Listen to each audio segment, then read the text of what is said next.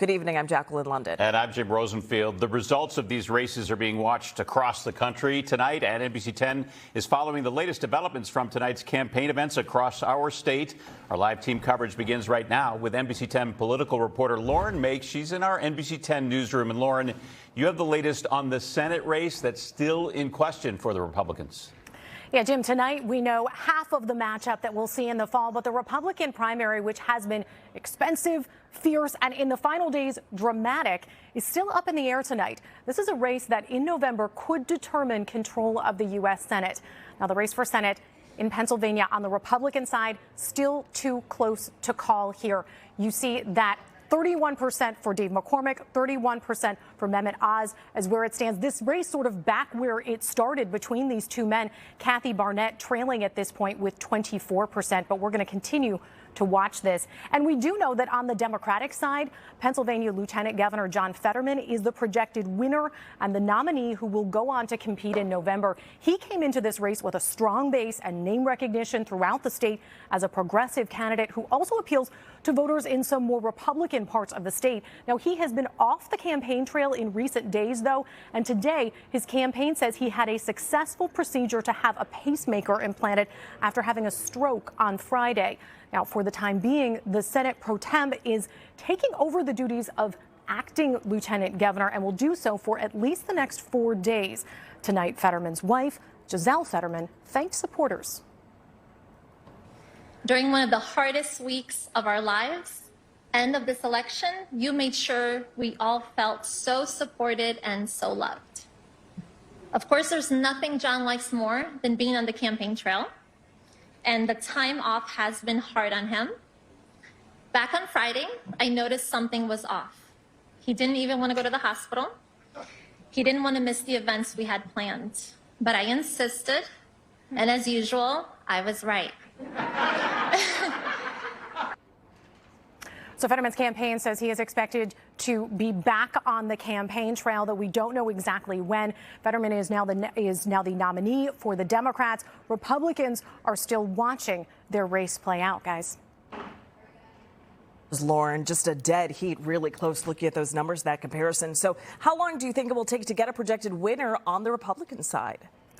Well, right now, as we're watching that vote come in, there is something that could really slow things down that I want to show you, and it's not far from where we are now, and it is in Lancaster County here. This is a very important county for Republicans who outnumber Democrats here, and officials discovered that about 22,000 mail-in ballots, they had an incorrect code that can't be read by the scanner, so they're having to hand mark new ballots. Two-person teams are doing that, and just to show you how important this number is, right now, only about 3,000 ballots statewide separate Dave McCormick from Mehmet So you can understand why this could be very critical, and we are told that that process they are involved in now, that could take days. Guys, back to you. Yeah, every vote needs to be counted in a race this close. Lauren Mayk, thank you for that. Let's go to Danny Freeman with the Oz campaign at their event tonight in Newtown, Bucks County. How's it looking there, Danny? Well, Jim, I got to say, it's felt like folks here at the Oz Watch Party have pretty much been holding their breath all night. People have been watching these results come in for hours now, and they've been hoping, as Dr. Mehmet Oz has crept closer and closer and closer to former hedge fund manager David McCormick, they've been hoping that Oz will pull ahead. A little bit of cheers here in the past few minutes as that race continues to tighten. But again, it's been an intense little while here at this Oz campaign headquarters. Now, we're right now at the Newtown Athletic Center. This is, of course, in Bucks County. And back in the 2016 primary, President Donald Trump won this county and Pennsylvania in commanding fashion. The former president is still very popular here among Republicans, which is why, of course, the top three GOP candidates have been rushing to say that they are the one to continue Trump's legacy. Now, Dr. Oz won that endorsement from President Trump, but the question now, as the votes are still being counted, is will that be enough to get Dr. Oz over the top? Folks here absolutely hope so. We spoke to some Oz supporters as they came in. They told me they love Oz. They want him to win for his medical resume and his ability to, quote, take on the swamp. That's according to one voter. But these women also said their main mission is getting a Republican in this seat in November. He's electable. He's relatable. I think he's caring. I think he actually understands the energy crisis that we're suffering, and I think he understands the inflation, and I think he's the guy that can do something about it. Could you see yourself supporting any of the other candidates in the field come the general? I always support, I'm a diehard Republican. We always support Republicans. How hard I support may be, I think they need to have some honing on their issues. And of course, at this point, we still have not seen Dr. Oz since the polls have closed. But I got to say, if Dr. Oz pulls this off, you can probably credit it to, at least in part, to that President Trump endorsement. If he loses, though, and say David McCormick pulls it off, it's probably due to the millions of dollars that viewers at home have probably seen pumped into negative ads against Oz, much throughout this campaign. Again, a lively atmosphere here at Oz campaign headquarters.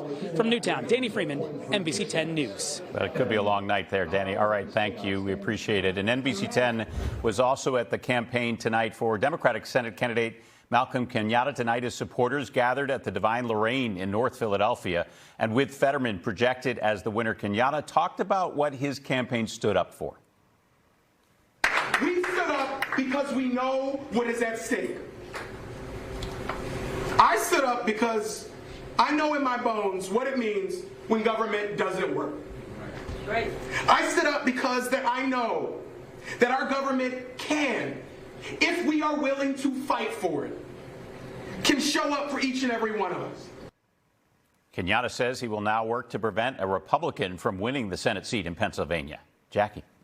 Jim, the latest now in the race for governor. It was a crowded field of competitors for the Republican nomination. But tonight, Doug Mastriano is the projected winner. That means the November election will be Mastriano versus Democrat Josh Shapiro, who ran unopposed in the primary. This has been where it appeared the party was heading in recent days. Lauren Mayk with more. Yeah, Jacqueline, Mastriano got a last-minute endorsement from President Trump on Saturday. Now, some Republicans had made a last-ditch attempt to steer voters to another candidate concerned about Mastriano's chances in the general election. And tonight, Mastriano defended himself against attacks that he's too extreme. They like to call people who stand on the Constitution far right and extreme. I repudiate that. That is crap. That is absolutely not true.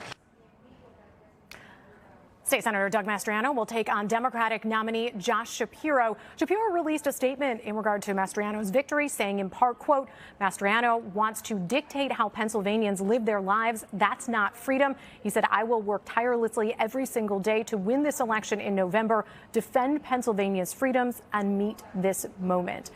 Now, before this primary was even over, Shapiro was running ads against Mastriano. This is a race where the issues of elections and abortion are expected to be big topics over the coming months. The general election is now underway, Jim. Lauren Mayk, thank you from our newsroom. And, of course, count on NBC 10 to bring you the latest results from the Pennsylvania primary as they come in. We have updates on races from across the state. They're posted right now at NBC10.com.